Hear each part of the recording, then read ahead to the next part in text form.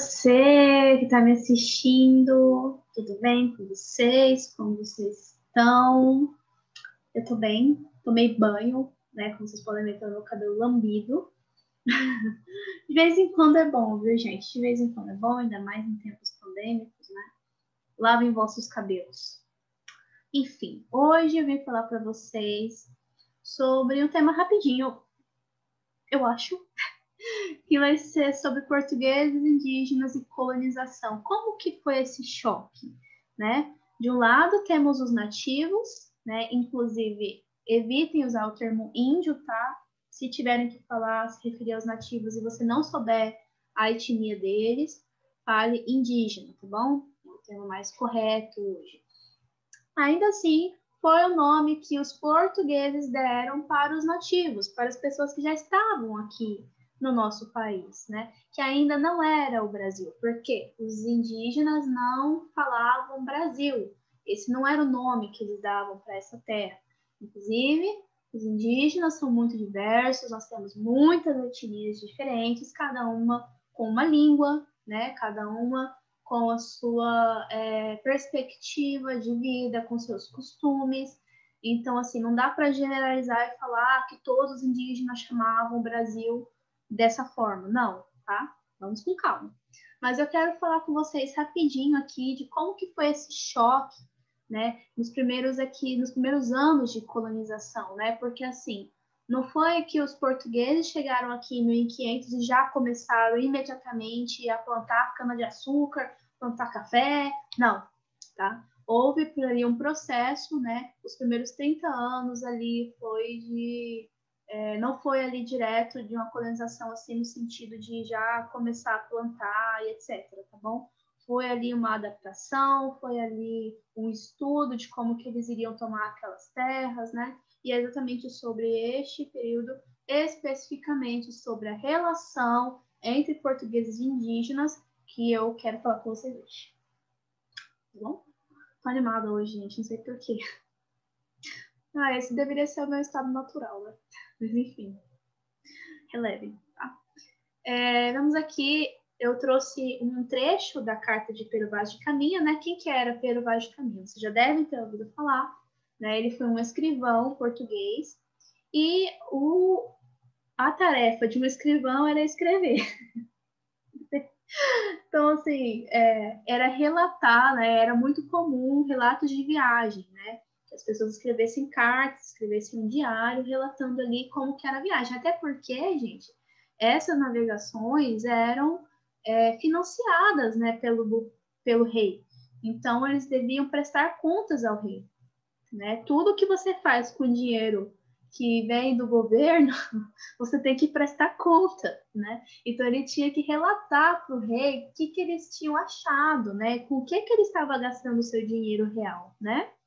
E aqui eu trouxe um trechinho para vocês, porque não tem como a gente saber exatamente o que se passava na mente dos indígenas que tiveram contato com os portugueses em 1500, né? Eles não deixaram documento escrito para que a gente pudesse ver.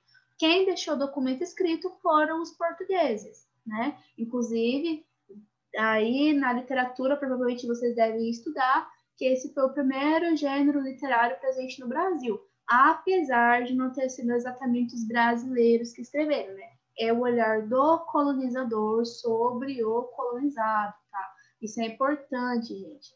O que eu escrevo sobre vocês e o que vocês escrevem sobre vocês mesmos vai ser diferente, porque cada um tem uma perspectiva, né? Ainda mais se a minha perspectiva, né, for dominar vocês. Então, assim, tenham isso em mente, que todo documento deve ser problematizado, deve ser questionado. Toda vez que vocês se depararem com um livro escrito em um período que não é o seu, inclusive os que pertencem ao seu tempo também. Mas, assim, toda vez que você pegar um livro sobre uma época que você não conhece, e esse livro foi escrito naquela época, porventura, é bom que você olhe quem é que está escrevendo. A pessoa que escreveu era o dominador ou era o dominado? Será que essa pessoa era da nobreza ou era um camponês? Por que tem tão poucos documentos escritos por pessoas comuns, como por camponeses, por exemplo? Porque essas pessoas não eram letradas. Educação era algo muito caro, tá? Tô fugindo do assunto, né? Vamos lá. Eu trouxe aqui um trechinho para vocês sobre da carta que Pero Vaz de Caminha escreveu ao rei relatando a sua primeira impressão da terra, né, do Brasil, quando ele pisou aqui em terras tupiniquins, né? Vejamos então. Ali veríeis galantes pintados de preto e vermelho e quartejados, assim pelos corpos com pelas pernas, que certo assim pareciam bem, ou seja, pernas peladas, tá, gente? Sem pelos, né? Como pelas pernas. Ah, tá. Esse é um detalhe importante, tá? Ele tem um outro trecho que eu vi, eu não trouxe para vocês, mas é um trecho que ele fala muito sobre as partes íntimas, né? Que não tem pelo nenhum dos indígenas, né? Então, por isso que eu confundi aqui, mas nesse contexto não é isso, tá? Que certo assim pareciam bem. Também andavam entre eles 4 ou 5 mulheres novas que assim nuas não pareciam mal, ou seja, não era de todo mal não, viu? Dava um caldo. Entre elas andava uma com uma coxa do joelho até o quadril e a nádega toda tingida daquela tintura preta, ou seja, estava pintada, né, da parte aqui do joelho até o quadril e a nádega, né, e o bumbum pintado de preto. E todo o resto da sua cor natural. Outra trazia ambos os joelhos com as curvas assim tintas e também os colos dos pés. E suas vergonhas tão nuas e com tanta inocência assim descobertas que havia nisso desvergonha alguma. Ou seja, estavam nus, né? Estavam sem roupa. Isso era algo que chocava, né? Os portugueses, os colonizadores, né? O fato da gente, porque essas pessoas são brasileiras, tá, gente? Dos indígenas andarem sem roupa, né? Isso é algo que choca muitas pessoas, né, até hoje.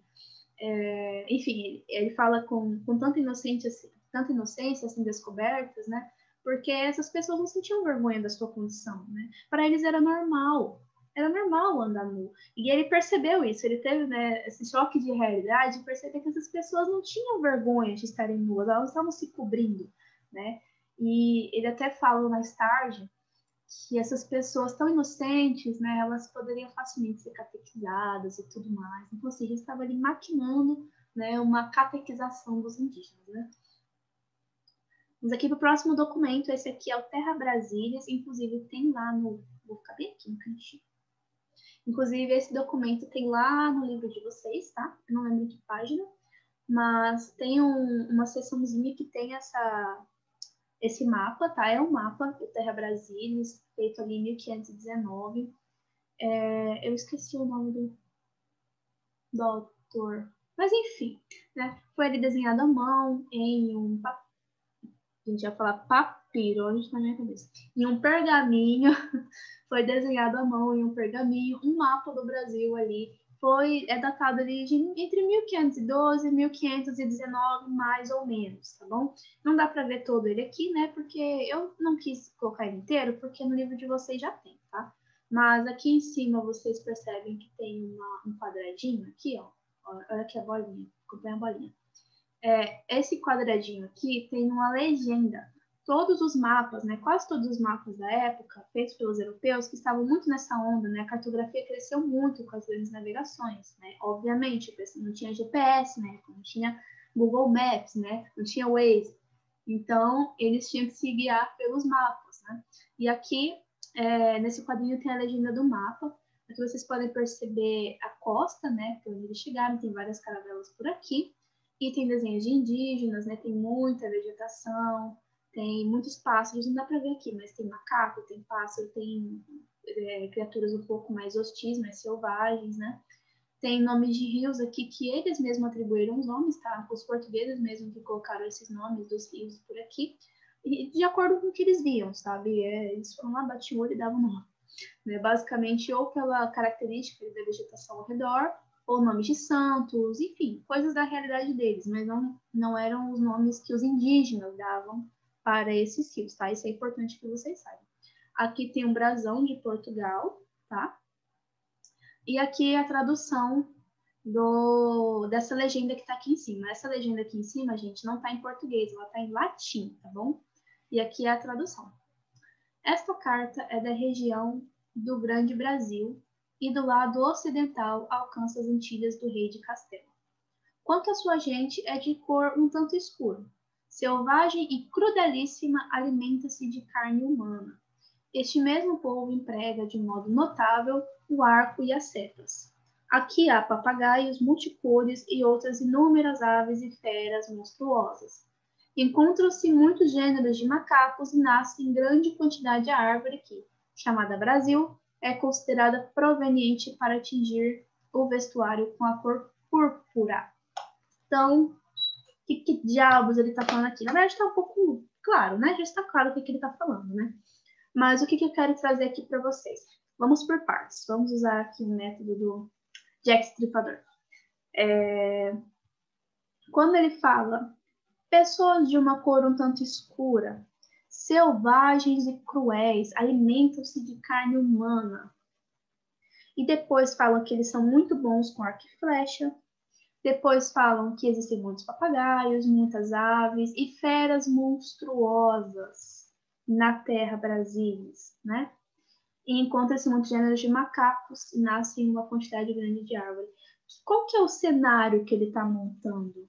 Né? Porque aqui ele está construindo uma narrativa, ele está mostrando para o leitor qual que é a terra que ele está falando, está descrevendo, montando um cenário mental. Então aqui você começa a imaginar pessoas escuras, selvagens, cruéis, que se alimentam de carne humana. Nossa, são pessoas perigosas. E eles sabem usar arco e flecha, eles são violentos, né? Eles vivem no meio dos animais, então certamente são tão monstruosos e ferozes quanto os animais, né? E aí, por fim, ele fala do interesse que é o pau-brasil, né? O principal interesse dos portugueses nesse momento.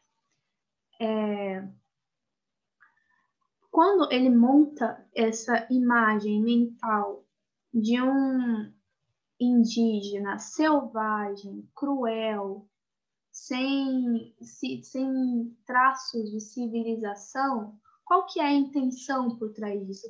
Porque todo texto tem um contexto e um pretexto. O contexto que é 1500, né, descobrimento do Brasil e tudo mais, qual que é o pretexto? Qual que é a intenção aqui? É justamente mostrar os seres humanos que não são tão seres humanos assim, né? Se eles são tão cruéis, comem carne humana, né? Tem a pele escura, diferente aqui dos portugueses que tem essa pele clarinha, né? Eles usam arco e flecha, são violentos, né? São cruéis, são selvagens. Ele está montando uma mentalidade, demonstra uma mentalidade de que não são pessoas, são bestas, feras, né? Que, portanto, não tem problema a gente escravizar, não tem problema a gente matar, entendeu? Não vale a pena ficar muito ali debatendo, né? Porque essas pessoas não têm tanto traço de humanidade.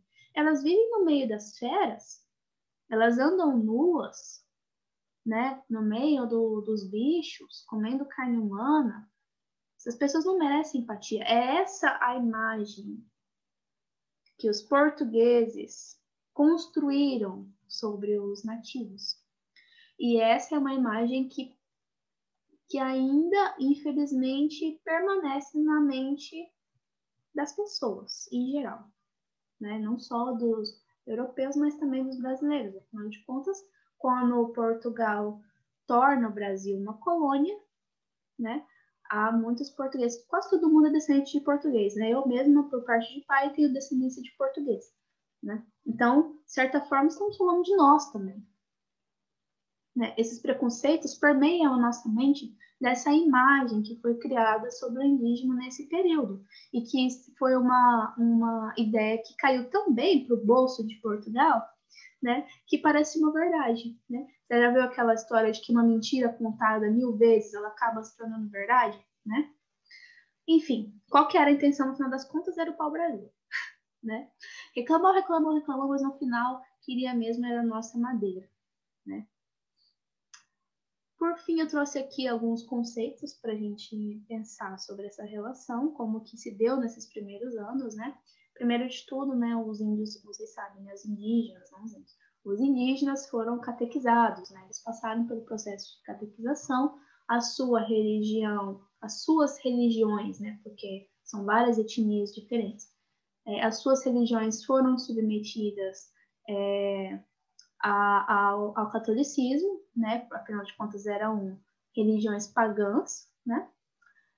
Houve uma generalização, né, com o termo índio, porque assim, gente, como eu falei, né, aliás, a minha professora de antropologia, ela costumava falar assim, se você conhece uma etnia indígena, você conhece apenas uma etnia indígena. Todas as etnias são muito diferentes umas das outras. Muito. Se você conhece não sei, você conhece, digamos assim, a etnia Boi-Bororo, que é a que tem mais próxima aqui, né? De Rondonópolis. Você conhece somente a etnia Boi-Bororo. Gente, se ouvirem meu vizinho gritando aqui fora, releva. Você não vai conhecer a etnia Xavante, porque a etnia Xavante não tem nada a ver com a Bororo. São duas etnias diferentes, tá bom? Então, quando eles generalizam como tudo sendo índio, né, sem levar em conta essas individualidades, essas especificidades, o que eles estão fazendo? Massificando, né, toda essa população. Ai, bati aqui. Estão massificando toda essa população em uma coisa só, índio. Isso é tirar a identidade da pessoa. Isso é cruel. Isso é uma forma de dominação muito comum nesse período, tá bom? E em outros também. Em outros momentos, de outras formas. Existiam ali acordos, né? No início ali existia a relação de escambo, né? Entre indígenas e portugueses, né? Ou seja, eles trocavam ali produtos, né? E por fim, depois vão surgir várias guerras. Já viram, acho que deve ter ouvido falar das guerras guaraníticas, se não me engano, foi lá no século XVIII já bem lá na frente. Mas essas guerras, gente, não aconteciam somente entre portugueses e indígenas, né? Também acontecia entre indígenas e indígenas, porque a vida deles continuava, independente se os portugueses estavam lá ou não, né? Então, enfim, essas relações, a relação entre portugueses e indígenas foi uma relação muito conflituosa, foi uma relação de poder, de dominação, tá? Não foi uma relação tranquila, não foi uma relação saudável, foi uma relação muito tóxica, entendeu? Foi uma relação muito complicada.